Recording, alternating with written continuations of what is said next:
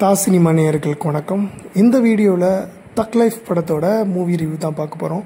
இந்த படத்தோட ஒன்லைன் என்னன்னு பார்த்தோம் அப்படின்னா, டெல்லியில் ஆரம்ப கட்டத்தில் கேங்ஸ்டராக வளர்ந்துட்டு வர காலகட்டத்தில் ஒரு கேங் வார் நடக்குது. அந்த கேங் வாரில் கமல் இறந்து போகிற சூழ்நிலையில் கமலை சிம்புவோட அப்பா இருக்கிற குமரவேல் அந்த காப்பாற்றுற சூழ்நிலையில் குமரவேல் இறந்துடுறாரு. இறந்ததுக்கு உடனே அந்த குழந்தையான சிம்புவை கமல்ஹாசன் தத்தெடுத்து கூட வளர்க்குறாரு. கூட வளர்க்கும் போது கமல் ஒரு மிகப்பெரிய கேங்ஸ்டர் ஆகிறாரு. எந்த அளவுக்கு அப்படின்னா, டெல்லியிலேருந்து இந்தியாவே ஆட்சி செய்கிற அளவுக்கு ஒரு பெரிய கேங்ஸ்டர் ஆகிறாரு. அவருக்கு பல எதிரிகளும் இருக்காங்க.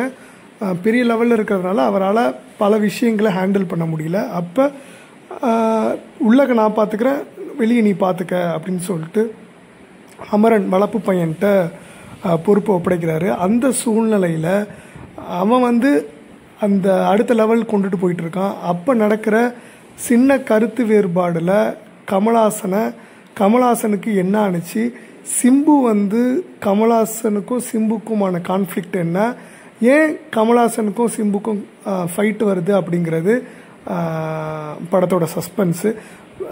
இந்த படத்தை பொறுத்தவரையும் பார்த்தீங்க அப்படின்னா, இந்த படத்துக்கு முதல் தேசிய விருது ஏஆர் ரஹ்மான் அவர்களுக்கு கொடுத்தே ஆகணும்.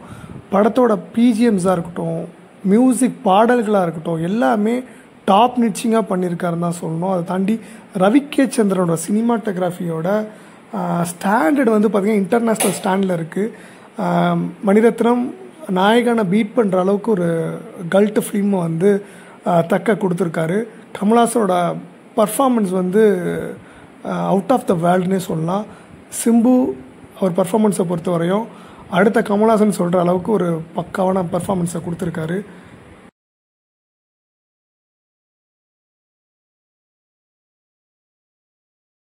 தாஸ் சினிமா கொடுக்குற ரேட்டிங் நான் பார்த்தோம் அப்படின்னா அவுட் ஆஃப் 5க்கு 4 கொடுக்குது.